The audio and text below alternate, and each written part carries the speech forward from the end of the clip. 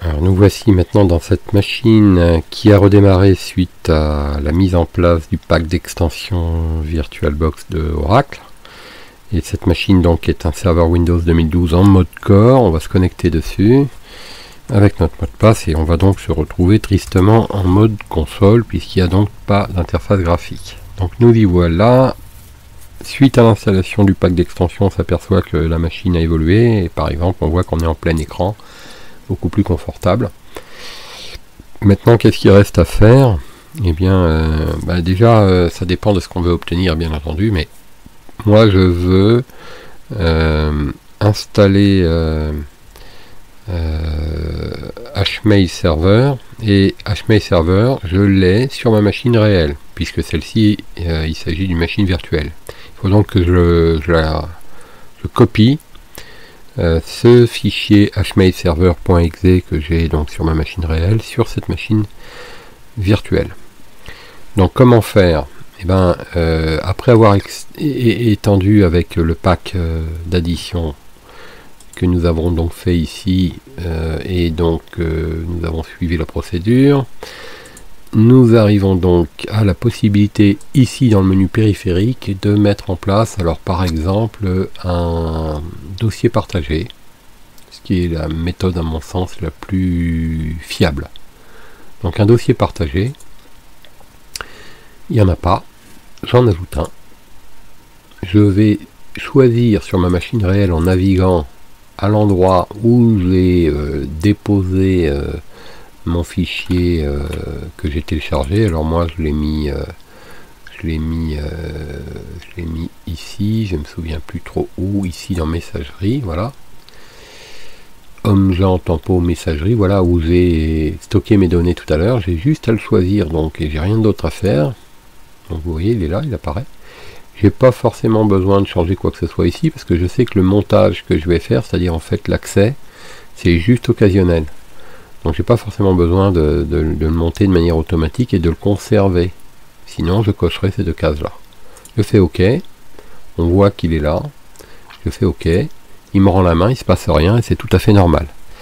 Mais maintenant, si je fais un raccourci vers ce dossier partagé, donc les choses peuvent paraître compliquées, mais si vous connaissez l'accès aux données partagées en réseau, ce qu'on appelle les chemins UNC, ben c'est cette technique là qu'on va utiliser. Donc il faut affecter en réseau un lecteur.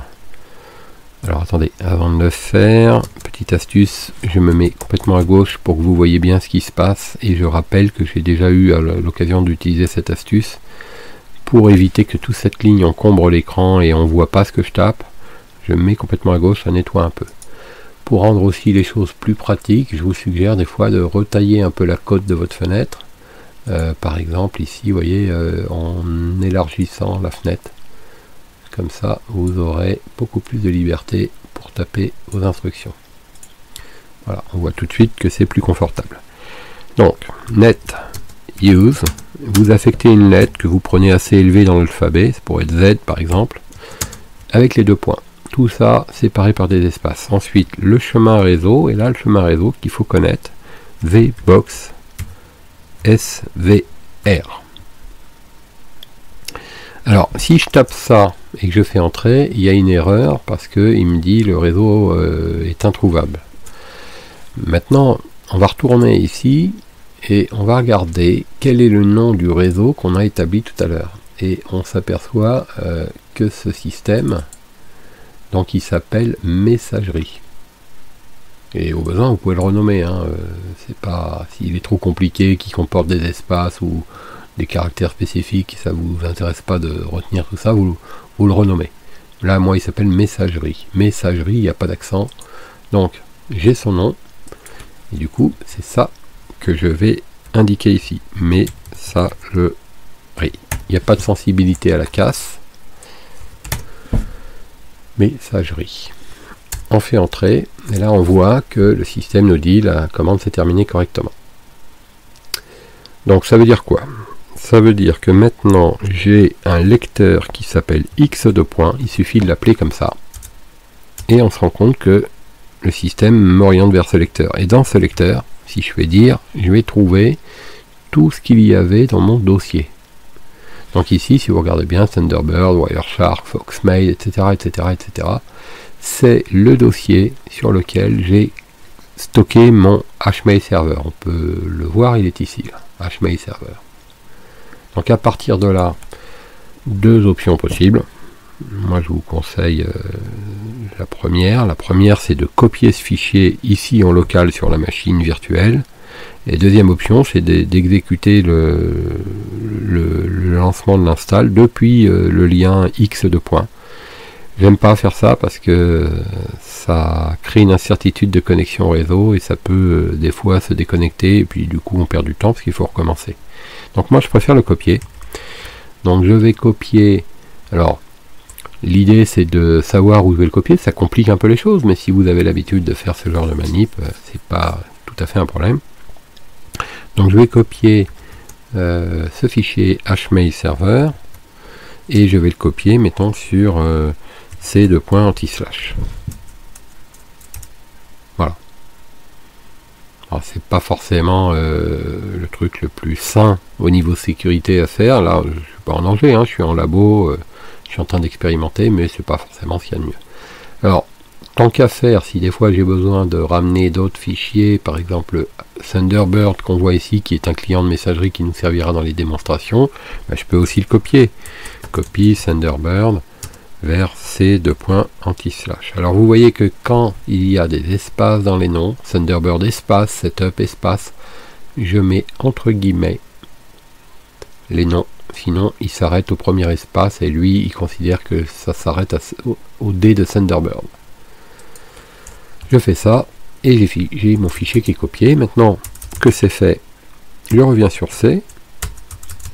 Si j'y suis pas, je vais à la racine, là où j'ai copié mes fichiers, et je vérifie, je vois bien mon HMail server et mon Thunderbird. Voilà donc arrivé sur ma machine réelle, le HMail server et le Thunderbird. À ce stade-là, j'ai plus forcément besoin d'avoir le lien X de point. Alors je peux le défaire, je peux le garder, je peux l'annuler dans le menu périphérique, enfin je peux faire ce que je veux, ça n'a pas d'importance en fait, en réalité. Maintenant si je devais, et à un moment donné je devrais, redémarrer ce serveur, ben, je perdrais ce lien, mais je le perdrais, j'aurais juste à le rétablir. Mais je ne perdrai pas mes applications qui ont été ramenées ici. Donc même si je ne les installe pas maintenant, et que je reboot cette machine, je perds le lien, mais j'aurai mes deux fichiers, d'où l'intérêt de les avoir copiés en local, on ne sait jamais. Voilà, donc là, à cette étape-là, à cet instant, on est prêt à installer HMail Server, puisqu'on l'a en local, puisqu'on a fait les mises à jour du .NET Framework et que ça s'est bien passé. C'est-à-dire qu'il va nous falloir mettre en place, probablement, si c'est de la messagerie, un serveur DNS, et du coup mettre une IP fixe à notre serveur, décider de son nom visible, son nom d'hôte, créer des alias. Donc c'est toute cette opération de configuration du DNS qui va nous intéresser dans la prochaine étape et que nous allons aborder dans la suite de cette série de présentations.